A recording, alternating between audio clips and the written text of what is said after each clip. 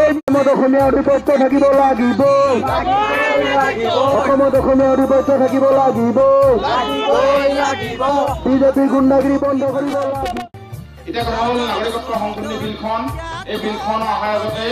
নাগৰিকত্ব সংশোধনী বিল 1955 চন এই ভাৰত স্বাধীনতা হোৱাৰ পিছত 5 বাৰ সংশোধিত হৈছে 5 বাৰ সংশোধিত হোৱাৰ পিছতো এই বিলখন এতিয়া 2014 চনৰ 31 ডিচেম্বৰলৈকে অসমত যিমান বিদেশী আছে বিশেষকৈ হিন্দু বিদেশী আছে এই হিন্দু বিদেশীখিনি সংস্থাপন কৰিবৰ কাৰণে এখন নতুন আইন আনিলে আৰু এই নতুন আইনখনে হ'ল নাগৰিকত্ব সংশোধনী বিধেয়ক 2016 গতিকে এই 2016 বিলখন এইকাৰণেই ভয়াৱহতা আছে এই বিলখনৰ জৰিয়তে আগতে এজন বিদেশী আহিলে পাছপোৰ্ট আৰু ভিজা থাকিব লাগিছিল পাছপোৰ্ট আৰু ভিজা থকাৰ লগে লগে নাগৰিকত্ব সংশোধনী আইন 55 চনৰ আইনখনৰ মতে পাছপোৰ্ট আৰু ভিজা থকাৰ লগতে তেখেতে 12 বছৰ দিন অসম বা ভাৰতবৰ্ষত বাস কৰিব লাগিছিল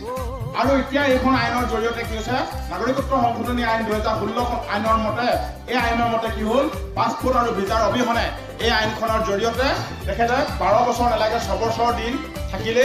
অসম বা ভাৰতবৰ্ষৰ নাগৰিকত্ব পাব এই আইনখনৰ জৰিয়তে আগতে 12 বছৰ দিন থকাৰ পিছত তেখেতে নাগৰিকত্ব পাইছিল তাকো ধৰ্ম ভিত্তিক নহয় তাতো তেখেতলোকে হেজন মানুহজন ভাল নে বেয়া হেতু সম্পূৰ্ণ বিশ্লেষণ কৰি ভাল নে বেয়া তেখেত মানুহজন কৰো হয় কি হয় সম্পূৰ্ণ তথ্য পাতি চাই পিনি তেখেতক বিদেশী কোন দেশৰ পৰা আহিছে সম্পূৰ্ণ পৰীক্ষা নিৰীক্ষা কৰি তেখেতৰ নাগৰিকত্বৰ কাৰণে এপ্লাই তেখেতে নিজে কৰিবলগীয়া হৈছিল আৰু এতিয়া এইখন আইনৰ জৰিয়তে এইকাৰণে ভয়াৱহ যে এই আইনখনৰ জৰিয়তে কোনো কাৰণত এই আইনখনৰ জৰিয়তে এজনো বিদেশী নাই যিখন আইন 2016 আইনখনৰ মতে এই আইনখনৰ জৰিয়তে পাছপোৰ্ট ভিজা পান কাৰ্ড ভোটাৰ কাৰ্ড কোনো তেখেতৰ নথি অবিহনে মাত্ৰ হিন্দু হলে হ'ব তেখেতক নাগৰিকত্ব দিয়া হ'ব সেইকাৰণে এই আইনখন আমি বেয়া বুলি কৈছোঁ সেইকাৰণে আমি আইনখন বেয়া বুলি কৈছোঁ আৰু এই আইনখনৰ অধীনত পৰা এই আইনখনত আমাৰ অসমত NRC হ'ল NRC হ'বলৈ ৰাষ্ট্ৰীয় নাগৰিকপঞ্জী হৈ গ'ল ৰাষ্ট্ৰীয় নাগৰিকপঞ্জী হোৱাৰ পিছত অসমত কি হ'ল 40 লাখ মানুহৰ NRCৰ নাম নাই 40 লাখ মানুহৰ NRCৰ নাম নাই তাৰে ভিতৰত হিন্দু বিদেশী সকলৰ নাম 25 লাখ মানুহৰ হিন্দু বিদেশী নাম নাই এই 25 লাখ মানুহৰ যে হিন্দু বিদেশী নাম নাই এই 25 লাখ মানুহ কিন্তু বাহিৰাগত মানুহ 25 লাখ মানুহ কৰ মানুহ বাংলাদেশৰ মানুহ গতিকে এই 25 লাখ মানুহ এই আইনখনৰ জৰিয়তে অসমত সোমাই পৰিব গতিকে এই কাৰণে আমি এই আইনখন আমি দুৰ্ঘ বিৰোধী এই কাৰণে আমি এই আইনখন আমি বাতিল কৰিব লাগে বুলি আমি ৰাজপথৰ আন্দোলন কৰিছো গাঁৱে ভূঞে আন্দোলন কৰিছো অসমত বিভিন্ন ঠাইত আন্দোলন কৰিবলগীয়া হৈছে বিভিন্ন জায়গাত মানুহে নেখাই নগৈ আন্দোলন কৰিবলগীয়া হৈছে মুখ্যমন্ত্ৰীক কলা পতাকা দেখুৱাবলগীয়া হৈছে সৰ্বানন্দক গালি পাৰিবলগীয়া হৈছে হিমন্ত বিশ্ব শৰ্মাক গালি পাৰিবলগীয়া হৈছে বিমল বৰাক গালি পাৰিবলগীয়া হৈছে কাৰণ এই কাৰণে গালি পাৰিবলগীয়া হৈছে তেখেতসকলে এক সময়ত অসম জাতীয় সৰু অসম ছাত্ৰ সন্থাৰ পৰা গৈ পিনি এজন জাতীয়তাবাদী নেতা আছিল আৰু তেখেতসকলে মাত্ৰ আন্দোলন কৰিছিল অসমৰ পৰা বিদেশী খেদাম বুলি কৈ অসমৰ পৰা বিদেশী খেদাম বুলি কৈ যিকেইজন নেতাই আন্দোলন কৰিছিল সেইকেইজন নেতাই কিন্তু অসমত এতিয়া বিদেশী সংস্থাপন কৰিব বিচাৰিছে সেইকেইজন নেতাই কিন্তু ভোটৰ স্বাৰ্থত তেখেতসকলে অসমত হিন্দু বিদেশী জাপি দিব বিচাৰিছে আৰু এই হিন্দু বিদেশী যদি অসমত জাপি দিব বিচাৰে তেতিয়া আটাইতকৈ আমাৰ ভয়াৱহতাৰ দিশটো হৈছে প্ৰথম কথা হ'ল ভাষা আমাৰ ভাষাটো হেৰাই যাম প্ৰথম আৰু হিন্দু বিদেশী অসমত বৰ্তমান অসমীয়া ভাষাৰ লোকৰ কোৱা সংখ্যা আছে 51.24% আৰু বেংগলী ভাষী কোৱা লোকৰ সংখ্যা আছে 48.38%। গতিকে আৰু 3% যদি বাঢ়ি যায় এই 25 লাখে যদি নাগৰিকত্ব পাই যায় 25 লাখে যদি নাগৰিকত্ব পাই যোৱাৰ লগে 3%তকৈ বেছি বাঢ়ি যাব লগে লগে অসমীয়া ভাষাটো আমি প্ৰথমে হেৰাই যাব তাৰ পিছত অসমীয়া মাধ্যমৰ ল'ৰা ছোৱালীয়ে পঢ়িবলৈ পাব অসমীয়া মাধ্যম হৈ নাথাকিব বেংগলী মাধ্যম হৈ থাকিব অসমীয়া মাধ্যমত কিতাপ পত্ৰ নাথাকিব বেংগলী মাধ্যমত কিতাপ পত্ৰ হ'ব অসমীয়া সংস্কৃতি নাথাকিব অসমীয়া ভাষা নাথাকিব অসমীয়া জাতিৰ বুলি কোৱা এটা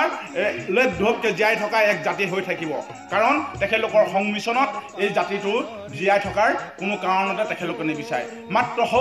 সকলো সংস্কৃতি বঙলা সংস্কৃতি হ'ব এতিয়া যে আমাৰ ইয়াতে চাহ শ্ৰমিকৰ ভাইসকল আহিছে ভাই বন্ধুসকল আহিছে তেখেতসকলৰ যিবিলাক সংস্কৃতি আছিল যেনে ফাকুৱা তেখেতসকলৰ আৰু এটা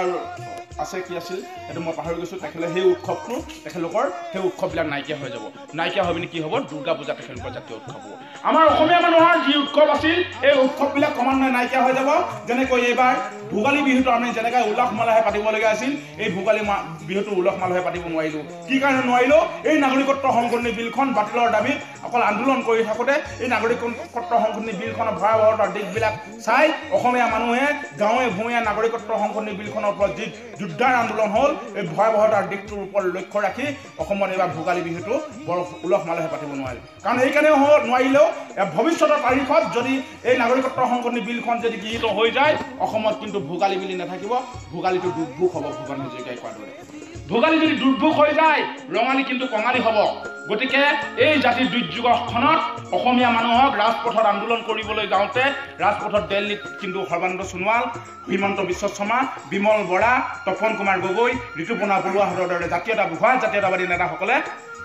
দিল্লীত গৈ পিনি উলংঘ কৰিবলগীয়া হ'ল কি কাৰণে কৰিবলগীয়া হৈছে মাত্ৰ অসমীয়া জাতিৰ স্বাৰ্থত তেখেতসকলৰ উলংঘ হৈছে আপোনালোকে নাভাবিব তেখেতসকলে আমাৰ বাই ভনী আমাৰ সকলোৱে নিজস্ব এখন সংসাৰ থকাৰ পিছতো অসমীয়া মানুহৰ জীৱন জীৱিকাৰ কেনেকৈ নিৰ্ভৰ কৰিব অসমীয়া মানুহে কেনেকৈ জীয়াই থাকিব তাৰ স্বাভিমানৰ আৱেগ অনুভূতি কৰি পিনি তেখেতসকলে উলংঘ হ'বলগীয়া হৈছে মাত্ৰ জাতিটোৰ স্বাৰ্থত এই আজি যে আমি কৈছোঁ কোচ ৰাজবংশী বি চিলাৰায়ৰ কথা কৈ থাকোঁ চুতীয়া ৰাজ্যৰ কথা কৈ থকা হয় সতী সাধনীৰ কথা কৈ থকা হয় এইবিলাক ইতিহাস কিন্তু ক্ৰমান্বয়ে হেৰাই যাব এই নাগৰিকত্ব সংশোধনী বিলখন হোৱাৰ লগে লগে এই নাগৰিকত্ব সংশোধনী বিলখন হোৱাই যোৱাৰ লগে লগে বি চিলাৰায় কোন আছিল শংকৰ মাধৱ কোন আছিল আজান ফকীৰ কোন আছিল হেমন্ত বিশ্বাস কোন আছিল তেখেতলোকৰ আমাৰ আদি গুৰুসকল কোন আছিল এই কথাবিলাক কিন্তু আমি ইতিহাসত এটা লিপিবদ্ধ হোৱা বাহিৰত অন্য একো নাথাকিব অসমীয়া জাতি যদি আজি তাৰিখত আমি সকলোৱে যদি সদল বলেৰে ৰাজপথত ওলাই আহিব নোৱাৰোঁ সদল বলেৰে যদি আমি একগোট হ'ব নোৱাৰোঁ সদল বলেৰে যদি আমি নাগৰিকত্ব সংশোধনী বিলখনৰ যদি বিৰোধিতা কৰিব নোৱাৰোঁ